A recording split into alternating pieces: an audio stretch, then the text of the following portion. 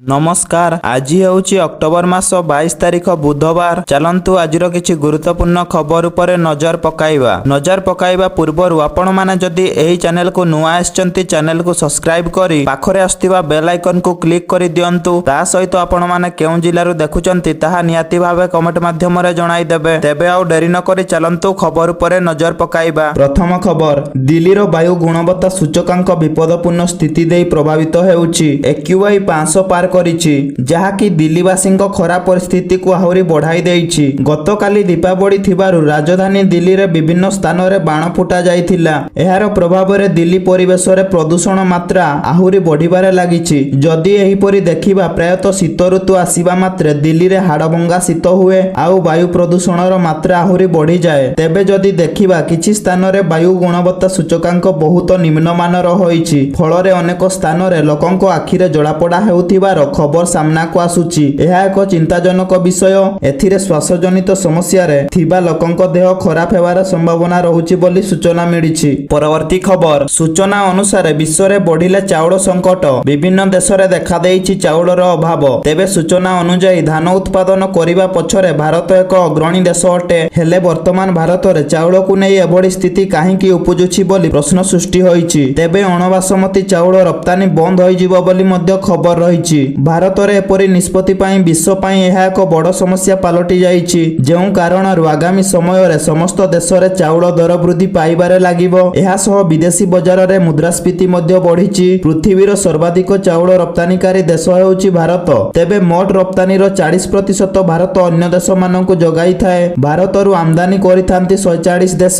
2022 मसिया रे एक रिपोर्ट अनुसार भारत 22 मिलियन टन अणबासमती चाउल रप्तानी करिथिला। हेले भारत देशर एपरि चाउलर अभाव को नहीं विश्व को एक शक्त झटका लागिबा पाई जाउछि। कारण अन्य देश तुलना रे भारत सर्वाधिक निजर चाउल रप्तानी करिथाए। तेबे भारतर अधिकांश लोके मध्य भात को निजर श्रेष्ठ खाद्य रूपे खाइथांती। तेणु सेमानक पाई मध्य राशन कार्ड रे चाउल सरकारक तरफरु जगाई दिया जाइथाए। हेले जदि आगामी समय रे एही बड़ी भाबरे भारत रे चाउल संकट जारी रहिबो तेबे राशन कार्ड रे मध्य खाउटी मानकु चाउल मिलिबा बंद होई जिवो बोली चर्चा जोर धरिछि। परवर्ती खबर, आज दक्षिण पूर्व बंगोपसागर रे लघुचाप सृष्टि हेबार संभावना रहिछि। एहा पश्चिम उत्तर पश्चिम दिग को गति करिबा सहित आसंता काली दक्षिण बंगोपसागर केंद्रीय अंश और निकटवर्ती पश्चिम केंद्रीय बंगोपसागर रे अवपातर रूप नेबार संभावना रहिछि। जहा फଳରେ राज्य रे आगामी 5 रु 7 दिन रहिबो वर्षा बोली पाणीपाग विभाग पूर्वानुमान करिछि। बिजुड़ी घड़घड़ी और झटका पवन पई चाषी को आंचलिक पाणीपाग विज्ञान केंद्र पक्षरु सतर्क करा जाइछि।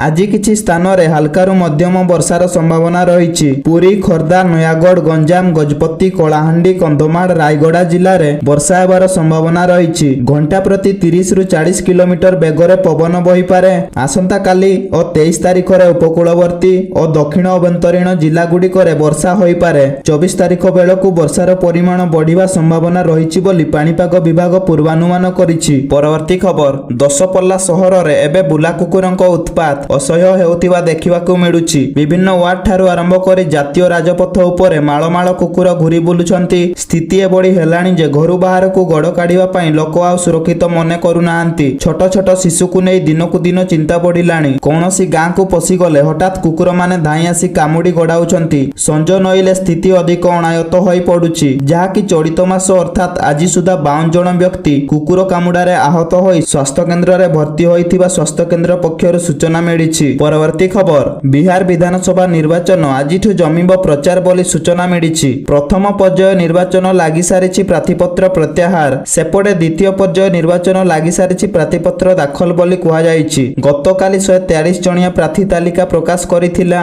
राष्ट्रीय जनता दल आरजेडी नेता तेजस्वी यादव बैसाड़ी जिल्लार राघपुर विधानसभा आसनरु निर्वाचन लढिबे। तेजस्वी यादवଙ୍କ नेतृत्वरे प्रकाशित एही तालिका युवपीढ़ी, महिला एवं संख्यालघुଙ୍କୁ प्राथमिकता दिया जाइछि। जीए तेजप्रताप यादवଙ୍କ विपक्षरे प्रतिद्वंदिता करिवे। एथर आरजेडी 18 जन संख्यालघु प्रार्थी एवं 24 जन महिला प्रार्थीଙ୍କୁ टिकेट देइछि। दल एहाको सामाजिक सद्भाव एवं प्रतिनिधित्वर प्रतीक भावरे वर्णना करिछि। परवर्ती खबर, सूचना मुताबक मंद उद्देश्य हेउछि असफल और छत्तीसगढ़ प्लान उपरे पानी फोपाड़िछि हीराकुद नदीबंध कर्तृपक्ष। हाँ दर्शक बंधु, 2019 मसीहारु ही छत्तीसगढ़ निज मुताबक करिबारे लागिथिले एवं हीराकुदर कोनोसी बैठक रे शामिल होउ ଯାଉନଥିଲା। ହୀରାକୁଦ କର୍ତ୍ତୃପକ୍ଷରୁ ଅନେକ ଚିଠି ପଠାଯାଉଥିଲା କିନ୍ତୁ ଛତିଶଗଡ଼ ଗୋଟିଏ ବି ଉତ୍ତର ଦେଉନଥିଲା, ଯାହାକୁ ନେଇ ହୀରାକୁଦ କର୍ତ୍ତୃପକ୍ଷ ଚିନ୍ତାଗ୍ରସ୍ତ ହୋଇଯାଇଥିଲା। କାରଣ ଛତିଶଗଡ଼ ହିଁ ଆମ ବନ୍ୟା ଜଳକୁ ନିୟନ୍ତ୍ରଣ କରିଥାଏ ଏବଂ କୌଣସି ନିଷ୍ପତ୍ତି ନେବା ପୂର୍ବରୁ ପୂର୍ବ ସୂଚନା ଦେଇ ଗେଟ୍ ଖୋଲିବାର ଦାୟିତ୍ୱ ନେଇଛି। କିନ୍ତୁ ସେ ନିଜ ମନ ଇଚ୍ଛାରେ ଗେଟ୍ ଖୋଲିବା ଓଡ଼ିଶା ପ୍ରତି ବିପଦ ସାଜିଥିଲା। ତେବେ ବନ୍ୟପାଣି ନିୟନ୍ତ୍ରଣ କରିବା ପାଇଁ ହୀରାକୁଦ କର୍ତ୍ତୃପକ୍ଷ ପ୍ରଥମେ 5ଟି ପରେ 3ଟି ଏବଂ 4ଟି ଏଭଳି 12ଟି ଗେଟ୍ ଖୋଲିବା ପରେ ମହାନଦୀ ପାଣି ବଢ଼ିବାକୁ ଲାଗିଥିଲା, ଯାହାକୁ ନେଇ ଲୋକମାନେ ଭୟ ପ୍ରକାଶ କରୁଥିଲେ ଏବଂ ହୀରାକୁଦ କର୍ତ୍ତୃପକ୍ଷ ମଧ୍ୟ କୌଣସି ଅଘଟଣ ଘଟିବାର ସମ୍ଭାବନା ରହିବ ବୋଲି ପୂର୍ବରୁ ସୂଚନା ପ୍ରଦାନ କରିଥିଲେ ବୋଲି ସୂଚନା ମିଳିଛି। ପରବର୍ତ୍ତୀ ଖବର, ପୁଣି ଏହି ଦୀପୋତ୍ସବ ଇତିହାସ ରଚିବା ସହିତ 2ଟି ଗିନିଜ୍ ବିଶ୍ୱ ରେକର୍ଡ କରିଛି। ଉତ୍ତରପ୍ରଦେଶ ମୁଖ୍ୟମନ୍ତ୍ରୀ ଯୋଗୀ ଆଦିତ୍ୟନାଥ ଗିନିଜ୍ ବିଶ୍ୱ ରେକର୍ଡ ପାଇଁ ପ୍ରମାଣପତ୍ର ଗ୍ରହଣ କରିଛନ୍ତି। ଏହା ସହ ମହାଆଳତୀ କରିଥିଲେ ମୁଖ୍ୟମନ୍ତ୍ରୀ ଯୋଗୀ। ଅଯୋଧ୍ୟାରେ ଏହି ରେକର୍ଡ ସ୍ଥାପନ କରାଯାଇଥିଲା, ଯେଉଁଠାରେ ପର୍ଯ୍ୟଟନ ବିଭାଗ, ଉତ୍ତରପ୍ରଦେଶ ସରକାର ଓ ଜିଲ୍ଲା ପ୍ରଶାସନ ଦୀପୋତ୍ସବ ଆୟୋଜନ କରିଥିଲେ, ଯାହା ଅବିଶ୍ୱସନୀୟ 26,17,215 ତୈଳ ଦୀପର ସର୍ବବୃହତ୍ ପ୍ରଦର୍ଶନ ଥିଲା। ଏହା ସହିତ ସର୍ବାଧିକ ଲୋକଙ୍କ ଏକକାଳୀନ ଦୀପ ଘୂର୍ଣ୍ଣନ ପାଇଁ ରେକର୍ଡ ମଧ୍ୟ ଥିଲା। ଏହି ମହାନ ଉତ୍ସବ ଐତିହାସିକ ସ୍ତରରେ ସହରରେ ଆତ୍ମାଧିକ ଏବଂ ସାଂସ୍କୃତିକ ଉଜ୍ଜ୍ୱଳତାକୁ ପ୍ରଦର୍ଶନ କରିଥିଲା। ଏହି ଐତିହାସିକ କାର୍ଯ୍ୟକ୍ରମ ପାଇଁ ସରଜୁ ନଦୀ କୂଳରେ ଥିବା ରାମ କି ପୈଦିରେ ବହୁ ସଂଖ୍ୟକ ଲୋକ ଏକାଠି ହୋଇଥିଲେ। ରାମ କି ପୈଦିକୁ ଏକ ଚମତ୍କାର ଲେଜ୍ ଏବଂ ଆଲୋକ ପ୍ରଦର୍ଶନୀ ଆଲୋକିତ କରିଥିଲା, ଯେଉଁଠାରେ ପ୍ରଭୁ ରାମ ନିର୍ବାଣ ହାସଲ କରିଛନ୍ତି ବୋଲି କୁହାଯାଏ। ପରବର୍ତ୍ତୀ ଖବର, ଆମେରିକା ପୁଣି ଥରେ H1 ଭିସା ସମ୍ପର୍କିତ ନିୟମରେ ପରିବର୍ତ୍ତନ ଆଣିଛି। ଆମେରିକାର ଏହି ନୂତନ ନିଷ୍ପତ୍ତି ହଜାର ହଜାର ଭାରତୀୟ ବୃତ୍ତିଗତ ଏବଂ ଛାତ୍ରଙ୍କୁ ବଡ଼ ଆଶ୍ୱସ୍ତି ପ୍ରଦାନ କରିବ। ରିପୋର୍ଟ ଅନୁଯାୟୀ ଆମେରିକାର ନାଗରିକତା ଏବଂ ପ୍ରବାସନ ସେବା ସ୍ପଷ୍ଟ କରିଛି ଯେ ଅନ୍ତର୍ଜାତୀୟ ସ୍ନାତକମାନଙ୍କୁ ଆମେରିକାରେ ରହିବା ସମୟରେ H1 ଭିସା ପାଇଁ 1 ଲକ୍ଷର ମୋଟା ଫି ଦେବାକୁ ପଡ଼ିବ ନାହିଁ। ଆପଣଙ୍କୁ ଜଣାଇ ଦେଉଛୁ ଯେ ଗତ ମାସରେ ଆମେରିକା ରାଷ୍ଟ୍ରପତି ଡୋନାଲ୍ଡ ଟ୍ରମ୍ପ H1 ଭିସା ପାଇଁ ଆବେଦନ ଫି $1 ଲକ୍ଷ ବୃଦ୍ଧି କରିବାକୁ ଘୋଷଣା କରିଥିଲେ। USCIS ସ୍ପଷ୍ଟ କରିଛି ଯେ ଏହି ଘୋଷଣା ପୂର୍ବରୁ ଜାରି ହୋଇଥିବା ଏବଂ ବର୍ତ୍ତମାନ ବୈଧ H1 ଭିସା ପାଇଁ କିମ୍ବା 21 ସେପ୍ଟେମ୍ବର 2025ରେ ପୂର୍ବମାନକ ସମୟ 12 ପୂର୍ବରୁ ଦାଖଲ ହୋଇଥିବା ଯେକୌଣସି ଆବେଦନ ପାଇଁ ପ୍ରଯୋଜ୍ୟ ନୁହେଁ। ଏହା ମଧ୍ୟ କହିଛି ଯେ H1 ଭିସା ଧାରକମାନେ କୌଣସି ପ୍ରତିବନ୍ଧକ ବିନା ଆମେରିକାକୁ ଯାତ୍ରା କରିବା ଏବଂ ଯିବା ଜାରି ରଖିପାରିବେ, ଯାହା ଫି ଘୋଷଣା ପରେ ଉଠାଯାଇଥିବା ସବୁଠାରୁ ବଡ଼ ଚିନ୍ତାକୁ ସମାଧାନ କରୁଛି। ପରବର୍ତ୍ତୀ ଖବର, ପୁରୀର ପବିତ୍ର ଜଗନ୍ନାଥ ମନ୍ଦିର ଭିତରେ ସୁରକ୍ଷା ନିୟମର ଆଉ ଏକ ଉଲ୍ଲଂଘନ ଘଟିଛି।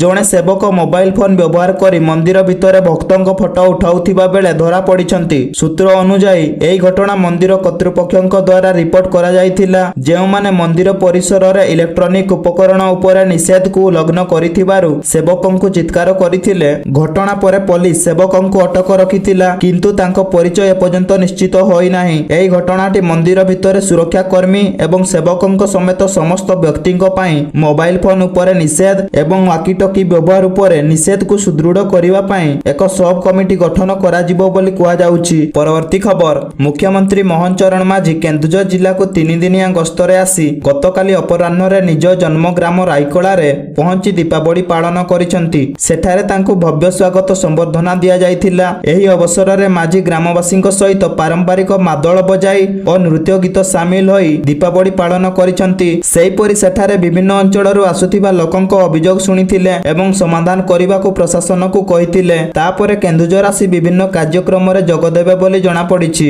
ପରବର୍ତ୍ତୀ ଖବର, ଆଜିଠାରୁ 3 ଦିନ ପାଇଁ ଅତ୍ୟନ୍ତ ପ୍ରବଳ ବର୍ଷା ପାଇଁ ଚେନ୍ନାଇ, କାଞ୍ଜିପୁରମ ଓ ତିରୁଭଲ୍ଲର 3ଟି ଜିଲ୍ଲା ପାଇଁ ଏକ ଅରେଞ୍ଜ ଆଲର୍ଟ ଜାରି କରାଯାଇଛି। ଆସନ୍ତାକାଲି 4ଟି ଜିଲ୍ଲା ଚେଲାଙ୍ଗାପଟ୍ଟୁ, ଭିଲ୍ଲୁପୁରମ, କୁଡାଲୋର, ମଲିୟାଦୁରୁଥାଇ ଓ ପୁଦୁଚେରୀ ପାଇଁ ଅତ୍ୟନ୍ତ ପ୍ରବଳ ବର୍ଷା ପାଇଁ ରେଡ୍ ଆଲର୍ଟ ଜାରି କରାଯାଇଛି। ସତର୍କତାମୂଳକ ପଦକ୍ଷେପ ସ୍ୱରୂପ ବର୍ଷାର ତୀବ୍ରତା ଉପରେ ନିର୍ଭର କରି ସମ୍ପୃକ୍ତ ଜିଲ୍ଲା କଲେକ୍ଟରମାନେ ସାଧାରଣତଃ ସ୍କୁଲ ଓ କଲେଜ ପାଇଁ ଛୁଟି ଘୋଷଣା କରିଛନ୍ତି। ପରବର୍ତ୍ତୀ ଖବର, ସାରା ଦେଶରେ ଚାଷୀମାନେ ଆଶା ରଖିଥିଲେ କି ଦୀପାବଳି ଅବସରରେ ସେମାନଙ୍କୁ ପ୍ରଧାନମନ୍ତ୍ରୀ କିଷାନ ସମ୍ମାନ ନିଧିର 21ତମ କିସ୍ତି ମିଳିବ ବୋଲି। ହେଲେ ଦୀପାବଳି ସରିଗଲା ସିନା ଚାଷୀଙ୍କ ବ୍ୟାଙ୍କ ଆକାଉଣ୍ଟକୁ ଟଙ୍କା ଯାଇପାରି ନାହିଁ। ପ୍ରାରମ୍ଭରେ ଏହି କିସ୍ତି ଦୀପାବଳି ପୂର୍ବରୁ ଆସିବ ବୋଲି ବିଶ୍ୱାସ କରାଯାଉଥିଲା, କିନ୍ତୁ ଏପର୍ଯ୍ୟନ୍ତ 2000 ଟଙ୍କା ଚାଷୀଙ୍କ ଆକାଉଣ୍ଟକୁ ଜମା ହୋଇନାହିଁ। ଏହାରି ମଧ୍ୟରେ ଚାଷୀ ଭାଇମାନଙ୍କ ପାଇଁ ଏକ ନୂତନ ତଥ୍ୟ ହସ୍ତଗତ ହୋଇଛି। ଦେଶରେ ଲକ୍ଷ ଲକ୍ଷ ଚାଷୀ ମନରେ ସେହି ଗୋଟିଏ ପ୍ରଶ୍ନ, ଖାତାକୁ ଟଙ୍କା କେବେ ଆସିବ? ପ୍ରଧାନମନ୍ତ୍ରୀ କିଷାନ ଯୋଜନାର 21ତମ କିସ୍ତି ନ ପାଇ ଅନେକ ଚାଷୀ ଚିନ୍ତିତ ଅଛନ୍ତି।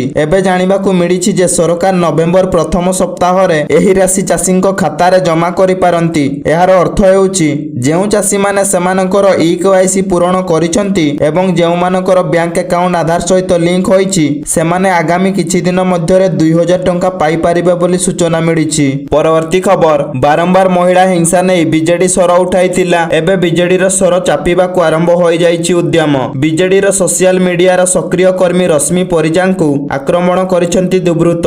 ସେ ବିଭିନ୍ନ ପ୍ରସଙ୍ଗରେ ସରକାରଙ୍କୁ ସୋସିଆଲ ମିଡିଆରେ ସମାଲୋଚନା କରନ୍ତି। ଗତ ରାତିରେ ତାଙ୍କୁ ଜୀବନରୁ ମାରିଦେବାକୁ ଉଦ୍ୟମ ହୋଇଥିଲା। ତାଙ୍କ ମୁଣ୍ଡରେ 9ଟି ଷ୍ଟିଚ୍ ପଡ଼ିଛି। ଏ ସରକାର ସୁଭଦ୍ରା ଓ ନାରୀ କଥା କହୁଛି, ହେଲେ ଏବେ ଏ ଅପରାଗ ସରକାର ସମାଲୋଚନା ନ ସହିପାରି ଆକ୍ରମଣ କରିଥିବା ଅଭିଯୋଗ ଆଣିଛି ବିଜେଡି। ସେପଟେ ବିଜେଡି ସୁପ୍ରିମ ନବୀନ ପଟ୍ଟନାୟକ ଘଟଣାକୁ ନିନ୍ଦା କରିବା ସହ ମହିଳାଙ୍କ ଉପରେ ବଢୁଥିବା ହିଂସା ଘଟଣା କଦାପି ଗ୍ରହଣୀୟ ନୁହେଁ ବୋଲି କହିଛନ୍ତି। ପରବର୍ତ୍ତୀ ଖବର, ସିସିଟିଭି ସ୍କାନରରେ ରହିବ ପୁରା ସହର। ଦିନକୁ ଦିନ ବଢୁଥିବା ଜନସଂଖ୍ୟା ଓ ଅପରାଧିକ କାର୍ଯ୍ୟକଳାପକୁ ଦୃଷ୍ଟିରେ ରଖି ଢେଙ୍କାନାଳ ଜିଲ୍ଲା କାମାକ୍ଷାନଗରର ପ୍ରତ୍ୟେକ ସ୍ଥାନରେ ଲାଗିଥିଲା ସିସିଟିଭି। ହେଲେ ଅଳ୍ପ କିଛି ବର୍ଷ ଚାଲିବା ପରେ ସିସିଟିଭି ଗୁଡ଼ିକ ଅଚଳ ହୋଇପଡ଼ିଛି, ଯାହାଦ୍ୱାରା ସହରବାସୀ ନିଜକୁ ଅସୁରକ୍ଷିତ ମନେ କରୁଛନ୍ତି। ଅପରାଧକୁ ନିୟନ୍ତ୍ରଣ କରାଯିବ, ସହରବାସୀ କିପରି ସୁରକ୍ଷିତରେ ଚଳପ୍ରଚଳ କରିପାରିବେ, ଏସବୁକୁ ଦୃଷ୍ଟିରେ ରଖି 5 ବର୍ଷ ତଳେ କାମାକ୍ଷାନଗର ଏନ୍ଏସି ପକ୍ଷରୁ ଲକ୍ଷ ଲକ୍ଷ ଟଙ୍କା ବ୍ୟୟରେ ସହରର ପ୍ରତ୍ୟେକ ସ୍ଥାନରେ ଲଗାଯାଇଥିଲା ସିସିଟିଭି। ଏହାଦ୍ୱାରା ଅନେକାଂଶରେ ଅପରାଧିକ କାର୍ଯ୍ୟକଳାପକୁ ମଧ୍ୟ ନିୟନ୍ତ୍ରଣ କରାଯାଇ ପାରିଥିଲା। ହେଲେ ଏବେ ସହରରେ ଲାଗିଥିବା ସମସ୍ତ ସିସିଟିଭି ଅଚଳ ହୋଇପଡ଼ିଛି, ଫଳରେ ସହରବାସୀ ନିଜକୁ ଅସୁରକ୍ଷିତ ମନେ କରୁଛନ୍ତି।